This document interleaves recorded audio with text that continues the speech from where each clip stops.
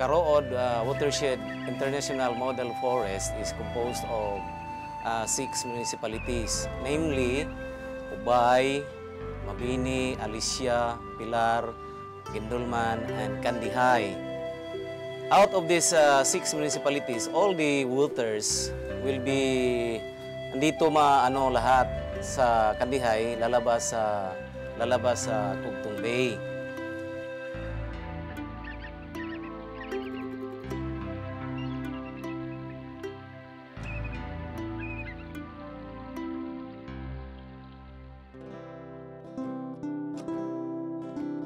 Ang pista sa amo, ma'am, kanang pagpasidinga gazana sa among mahal nga patron, dako ning pasalamat nga sa tanang mga katalagman.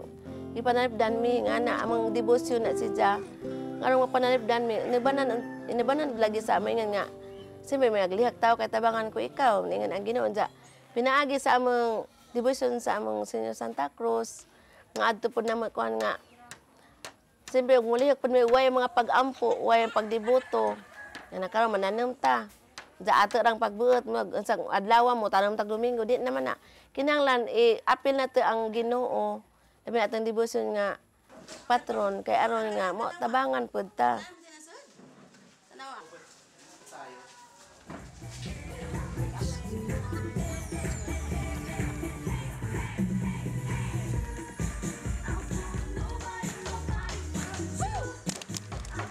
Well, when it comes to the culture of the people in the watershed are basically simple. Sabi natin na wala namang mayayaman dito within the watershed. Yung mga tao dito ay talaga, yung mga simple lang. Pero very united naman yung mga tao dito, very receptive naman kung ano yung mga change na para sa kabutihan nila.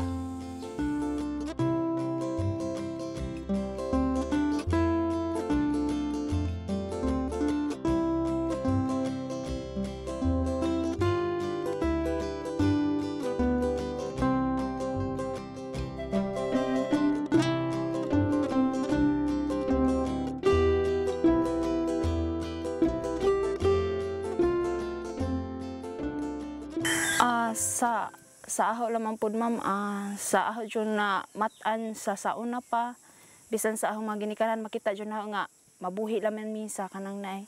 Mangani sa kanang mga harvest sa ubang mataw, inga na, insya, mananong po, ginagmay.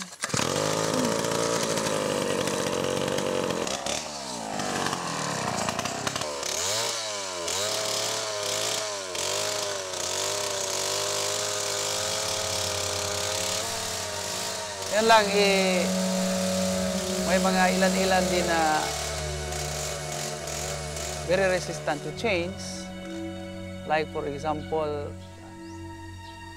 itong dinidiscourage namin itong pagputol ng mga kahoy natin, mga forest without permits. Hindi naman lahat sumusunod. Meron bang nagpuputol? Oo. Mayroon. Hindi talaga maiwasan yan, ma'am. Katulad lang dito sa amin, may nagputol ng kahoy na ibaligya, tapos para pambili ng kahit panggastos para sa bahay. Oo. Kung ano po na-guide ninyo, aron nga, malinaw mo kay basin pus manding pig mo sugot, kay di naman mo kasinabot. Minsan ako sa ang pagkakapitan, babae man ko, dako usod ko kanang pangandoy nga kanang maprotektahan pod ang atong kakahodyan.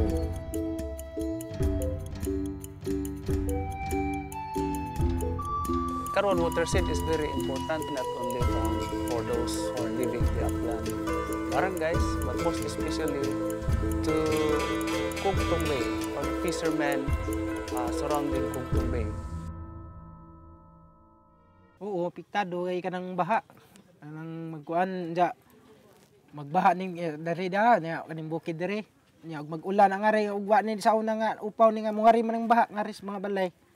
Pero di giningon nga mas grabe dahil lahir sa mga Maynila bitaan nga kuan diri kay na may kuan man ng kuan dapat magbaybay na dali kuan di yung piot ba mas kuan gud puro mas delikado gud upaw ang kuan kay wa man gud mo kuan sa tubig bitaw mo kuan. Lowland areas will be affected mostly by floods, by erosion, siltation, because if the rate of erosion is very high coming from the upland, so it means it will cover our coastal ecosystems like seagrass, corals, and our mudflats.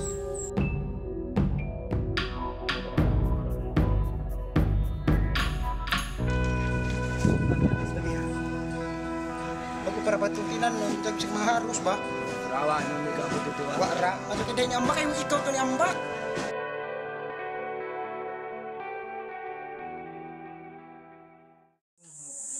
May baha dito, laking baha dito sa yung bagyong Undoy, lakas yun.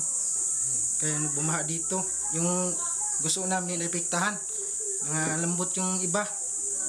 Kaya yun, yung iba nalaglag sa ilalim ng dagat, di na namin nakuha kasi lambot yun, nalaglag sa sa yung linya sa guso.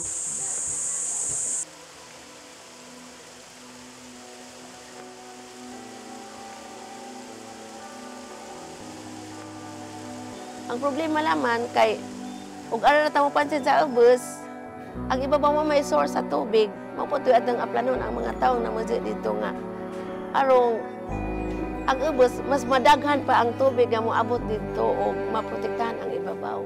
Para sa akin, ma'am, yung landslide sa kagagawan ng mga tao. Siyempre, yung lupa hinuhukay, di ba? Tapos pag inuulan ng malakas, siyempre mag-slide yun.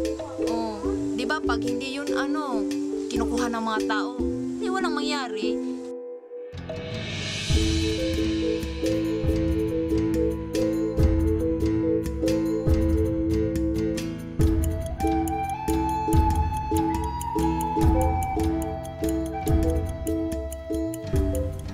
Poverty talaga yung poverty ang masasabi natin culprit nitong lahat.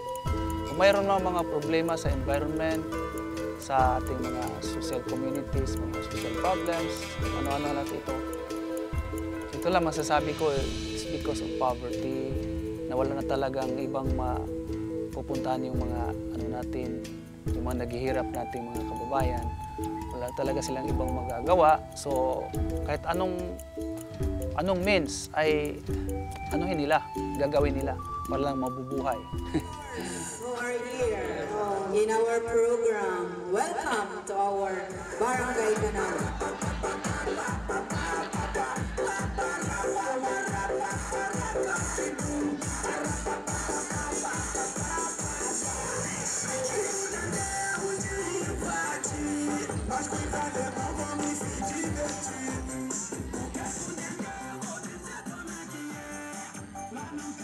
Nabay na ay unity yung barangay o ganun, may unity, tapos magkita-kita yung mga syempre yung mga kapatid na nanggaling sa ibang lugar na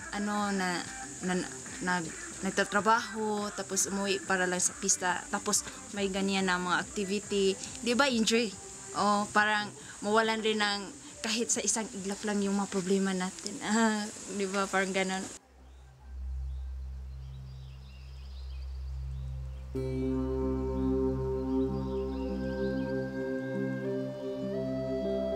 Itong mga sectors na ito na they have the resources, tulad ng local government, kung may tutulong man.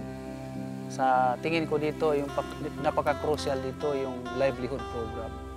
Yung livelihood program na talagang sustainable.